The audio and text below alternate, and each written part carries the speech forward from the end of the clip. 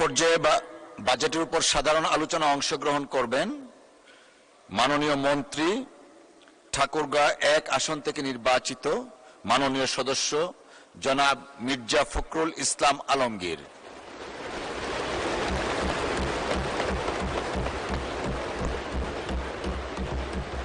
আপনার সময়। স্পিকার, আপনাকে ধন্যবাদ।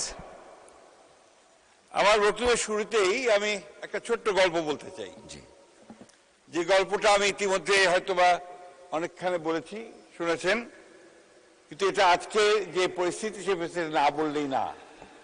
সেটা হচ্ছে যে একজন খুব বড় গায়ক, তাকে সঙ্গীত সম্মেলনে দাওয়াত করা হয়েছে। তিনি গাছের আরো অনেক সঙ্গীতজ্ঞ আছেন। সকলের সঙ্গীত শেষ হওয়ার পরে তার টার্ম যখন আসলো, তখন তিনি গান গাইতে শুরু করলেন। গান গাইতে শুরু করলে একটু চোখ বুঝে, যা হয় ক্লাসিক্যাল মিউজিক, যারা গান তারা তার প্রাণ দিয়ে গান। অনেকক্ষণ গাওয়ার পরে তিনি যখন চোখ মেললেন, তখন দেখলেন যে কেউ নেই হাউসে, শুধুমাত্র একজন বসে আছে। সে একজন বসে আছে, সে আপনার, উনি ভাবলেন যে ওই ব্যক্তিটি হচ্ছে সবচেয়ে বোদ্ধা, সঙ্গীত বোদ্ধা। সুতরাং উনি তাকে ডেকে নিয়ে এসে বুকে জড়িয়ে ধরলেন যে আপনি হচ্ছেন সত্যি সঙ্গীতের আসল ভক্ত। তো হচ্ছে আমি তো বসে আছি, এই মাত্র যে শতরঞ্চিটার উপর বসে আপনি গান গাচ্ছেন, ওই শতরঞ্চিটা আমার। আপনার কখন গান শেষ হবে, তারপর আমি যাব। আমি কথা এই জন্য বললাম মাননীয় স্পিকার, যে আমাদের সালাউদ্দিন সাহেবের এই অসাধারণ একটা বক্তব্যের পরে আমি একজন মেঠো রাজনীতিবিদ, আমার বক্তব্য এখন ঠিক ওই রকমই একটা অবস্থা দাঁড়াবে। তারপরে নিয়ম, আমার নেতা নির্দেশ যে বলে ফেলেন আপনি, আমি সেই কারণে আপনার কিছু কথা বলতে চাই, যা একটু ভিন্নভাবে বলবো। আমি আজকে এই বাজেট সেশনে বক্তব্য রাখতে গিয়ে আমি কতগুলো নাম মনে করতে চাই এবং তাদের আত্মার মাগফিরাত কামনা করতে চাই। তাদের মধ্যে প্রথম হচ্ছেন আমাদের দলের প্রতিষ্ঠাতা, স্বাধীনতা ঘোষক শহীদ প্রেসিডেন্ট জিয়াউর রহমান।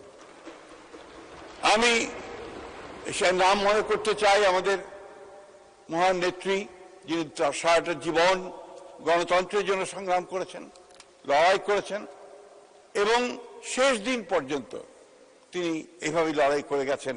আমাদের সেই মহান নেত্রী, মহিয়সী নেত্রী, দেশনেত্রী বেগম খালেদা জিয়া। আমি স্মরণ করতে চাই আমাদের এই হাউসে যিনি এই বাজেট পেশ করেছেন বহুবার, আমাদের সফল অর্থমন্ত্রী জনাব সাইফুর রহমান। আমি স্মরণ করতে চাই আজকে এই হাউসে ঠিক সালাউদ্দিন সাহেব যেভাবে সকলকে মাতিয়ে বক্তৃতা করতেন, সেই সময়ে যারা বক্তব্য রাখতেন সেই সময়ে তাদের মধ্যে একজন হচ্ছেন ব্যারিস্টার মওদুদ আহমেদ, সালাউদ্দিন কাদের চৌধুরী, মশিউর রহমান জাদু মিয়া, শাহ আজিজ, যার কথা ওনারা বলছিলেন এতক্ষণে, তিনি ছিলেন একটা অসাধারণ পার্লামেন্টারিয়ান। শাহ আজিজ, মির্জা গোলাম হাফিজ, যিনি স্পিকার ছিলেন এবং আমাদের পরবর্তীকালে যিনি এই হাউসে অন্য দলে ছিলেন, পরবর্তীকালে আমাদের আন্দোলনের সাথে যোগ দিয়েছিলেন কাজী জাফর আহমেদ, এবং আরেকজনের নাম না বললে অন্যায় করা হবে, যিনি আমাদের এখানে সব সময় আমাদেরকে সাহস জুগিয়েছেন, আমাদের বিএনপির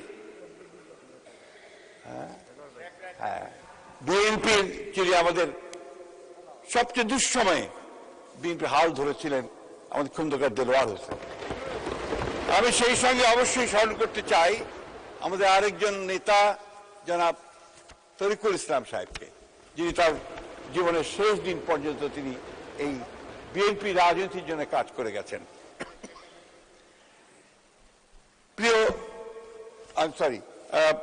সম্মানিত মাননীয় স্পিকার, আমি আরেকজনের নাম স্মরণ করতে চাই, যার সঙ্গে আমি কাজ করেছি, যাকে আমি একজন অসাধারণ মন্ত্রী হিসাবে দেখেছি এবং যিনি গণতন্ত্রের জন্য আন্দোলন করতে গিয়ে তিনি চলে গেছেন, তিনি নেই এখন, তাকে ফাঁসি দেওয়া হয়েছে, মাওলানা মতিউর রহমান নিজামী।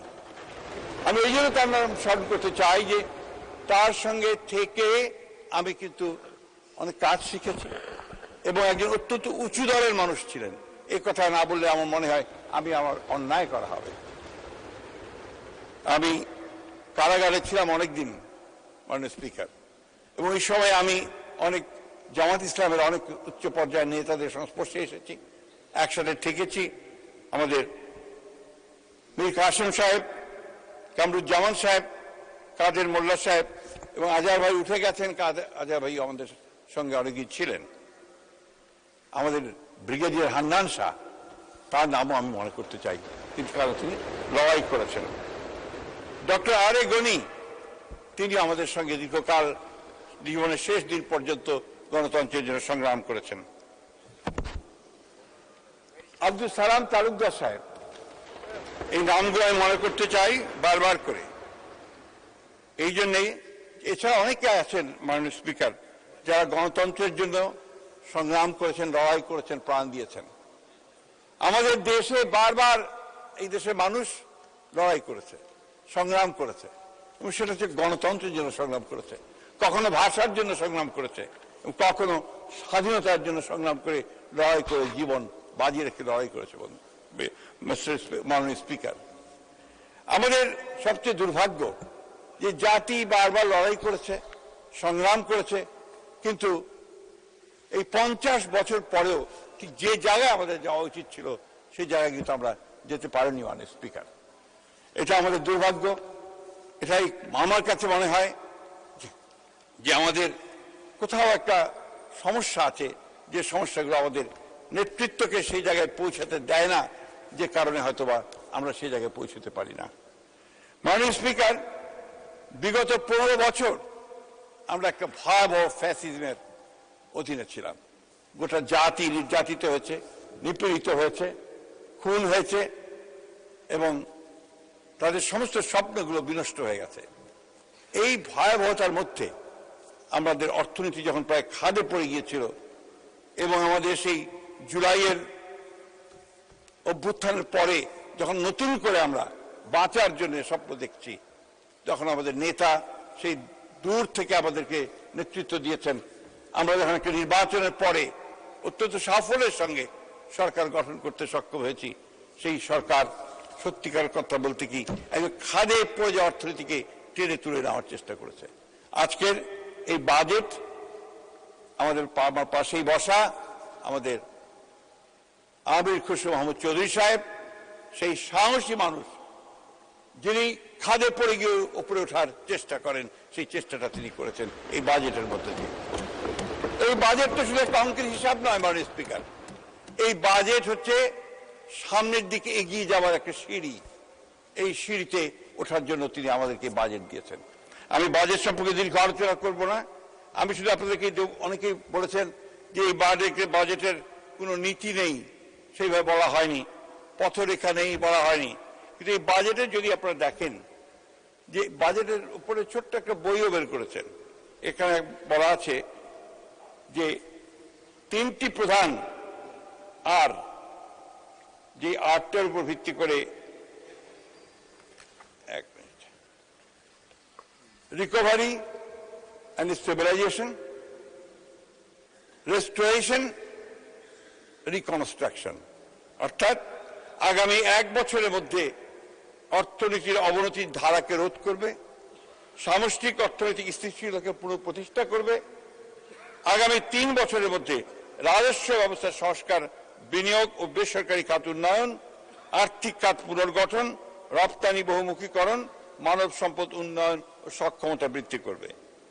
আগামী 5 বছরের মধ্যে অর্থনীতির কাঠামোগত রূপান্তর, উদ্ভাবন নির্ভর প্রবৃত্তিতে উত্তরণ, বাণিজ্য বহুমুখীকরণ ও অন্তর্বর্তীমূলক ও টেকসই প্রবৃদ্ধি। মাননীয় স্পিকার, এই বাজেটে যে প্রশ্নগুলো এসছে, সমালোচনাগুলো এসছে, যে আপনার একটা আপনার জনতুষ্টিমূলক একটা বাজেট, একটা আপনার একটা এমন একটা বাজেট যা অর্জন করা সম্ভব নয়, এমন একটা বাজেট যেখানে আপনার এটা একটা উচ্চ অভিলাষী বাজেট হয়েছে। মাননীয় স্পিকার, বিএনপি হচ্ছে সেই দল, যে দল সব সময় একেবারে ধ্বংসস্তূপ থেকে উঠে আসা দল।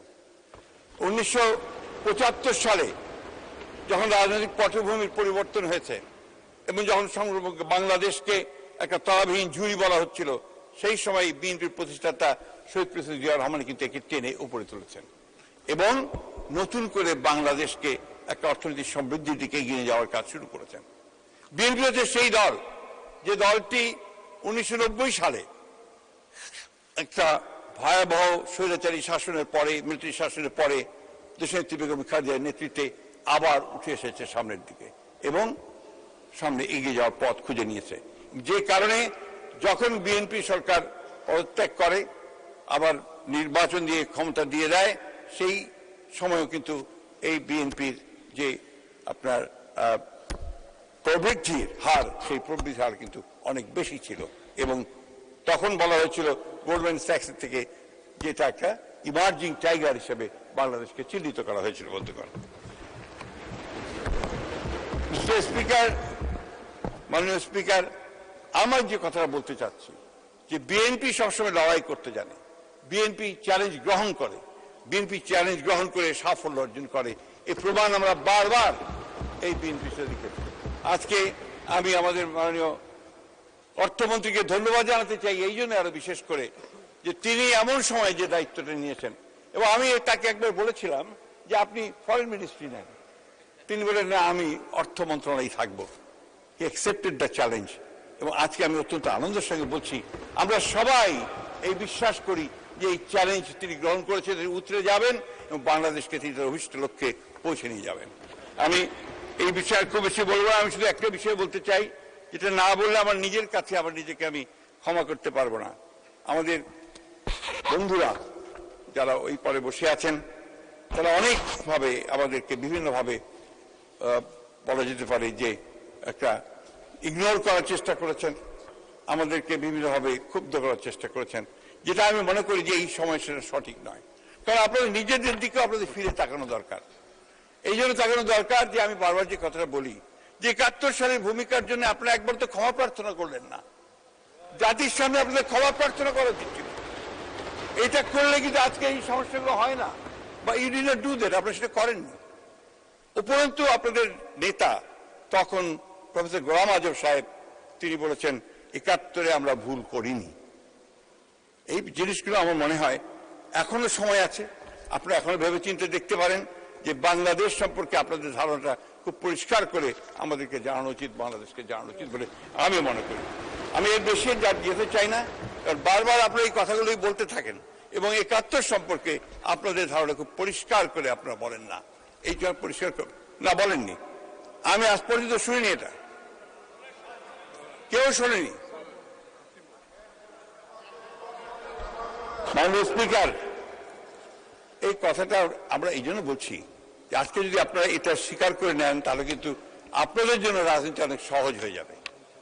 আমি আমাদের অত্যন্ত প্রিয় ছাত্রদের এবং ইয়াং ম্যানদের যে দল এনসিপি, এবং আমি অত্যন্ত আনন্দিত যে তারা তাদের পারফরমেন্স তারা খুব ভালো করছে, কিন্তু একটা ব্যাপারে আমি ব্যক্তিগতভাবে খুব দুঃখিত যে তারা আজকে এমন একটা দলের সঙ্গে জোট করেছে যে দলটি বাংলাদেশের স্বাধীনতাতে বিশ্বাস করে না।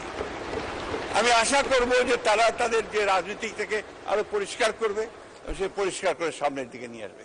এই কথাটা এই জন্য বলছি যে আমাদের এই নবীন রাজনীতিবিদদের তাদের অনেক ভবিষ্যৎ আছে, তারা ভবিষ্যতে আরো ভালো করবে, আমরা চাই যে তারা ভালো করুক, কিন্তু এমন কোন স্টিগমা নিয়ে তারা যেন পদে না থাকে যে যারা বাংলাদেশের অস্তিত্বের প্রশ্নটাই যারা অস্বীকার করতে। আমি বক্তব্য বাড়াবো না, আমি শেষ করবো এই বলে, যেহেতু বক্তব্য যা বলার সালাউদ্দিন সাহেব পুরোপুরি বলেই দিয়েছেন, আমাদের অন্যান্যরা বলেছেন, আমার আর সেই বিষয়ে মনে করি আমাদের যাওয়ার খুব বেশি প্রয়োজন নেই। শুধু একটি কথা বলতে চাই যে আমরা আজকে যার নেতৃত্বে এই সামনের দিকে এগিয়ে যাওয়ার জন্য লড়াই করছি, মাননীয় স্পিকার, তিনি একজন পরীক্ষিত মানুষ, সংগ্রামী মানুষ, লড়াই করা মানুষ, এবং তিনি এই মাত্র 4 মাসের মধ্যেই গোটা জাতির সামনে এমন একটা উদাহরণ তুলে ধরেছেন যে এই জাতিকে নেতৃত্ব দেওয়ার যোগ্যতা একমাত্র তারই আছে। আজকে মালয়েশিয়া এবং চীন সফর করে এসে যে আশা মানুষের মধ্যে জেগে উঠেছে যে আমরা আমাদের নেতা যিনি আজকে বহির্বিশ্ব, তিনি তার যে যোগ্যতা, সেই যোগ্যতার ছাপ তিনি রাখছেন, বাংলাদেশকে তিনি সামনের দিকে এগিয়ে নিয়ে যেতে পারবেন। এবং আজকে যে দারিদ্র্যের মধ্যে আমরা আছি, আজকে যে একটা অনিশ্চয়তার মধ্যে আমরা আছি। সেই অনিশ্চয়তা থেকে, সেই দারিদ্র্য থেকে, সেই খাত থেকে আমাদের নেতা আমাদেরকে টেনে উপরে তুলবেন, এই বিশ্বাস আমাদের আছে। তিনি যখন চায়না গিয়েছিলেন, চায়না থেকে ফিরে আসলেন, আমি এর আগের আমার যে আপনাদের প্রথম যে সভা আপনার অধিবেশনের প্রথমে ভাষণের উপরে, রাষ্ট্রপতি ভাষণের উপরে যে বক্তব্য রেখেছিলাম, সেখানে আমি একটা ঘটনা বলেছিলাম। আমি ছবি দেখতে গিয়ে দেখলাম যে সেই গ্রেট হলেই আমাদের নেতাকে ওখানে সম্বর্ধনা দেওয়া হচ্ছে এবং সেই স্যালুটটা দেওয়া হচ্ছে। আমার মনে পড়লো সেই কথা 2002 সালে আমি যখন দেশনেত্রী বেগম খালেদা জিয়ার সঙ্গে একটা রাষ্ট্রীয় সফরে চীন গিয়েছিলাম। আমরা অনেকেই ছিলাম সেখানে, আমাদের আজকের প্রধানমন্ত্রী ছিলেন, আমাদের পাশেই ছিলেন। চীনের প্রধানমন্ত্রীর সঙ্গে যখন আমাদের দেশনেত্রী পরিচয় করিয়ে দিলেন তার যে মাই সান, তখন উনি হাত শক্ত করে ধরলেন চীনের প্রধানমন্ত্রী, ধরে বললেন, carry the flag of your father and mother. মাননীয় স্পিকার, আজকে আমাদের প্রধানমন্ত্রী তারেক রহমান সেই স্বাধীনতার পতাকা, গণতন্ত্রের পতাকা, সার্বভৌমত্বের পতাকা নিয়ে তিনি চীন গিয়েছিলেন।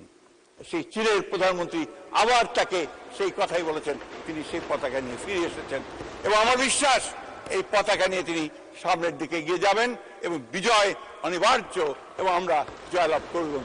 অর্থনৈতিক উন্নতি আমাদের হবেই এবং এই বাজেটের মধ্য দিয়ে আমরা এগিয়ে যাব। ধন্যবাদ মাননীয় স্পিকার।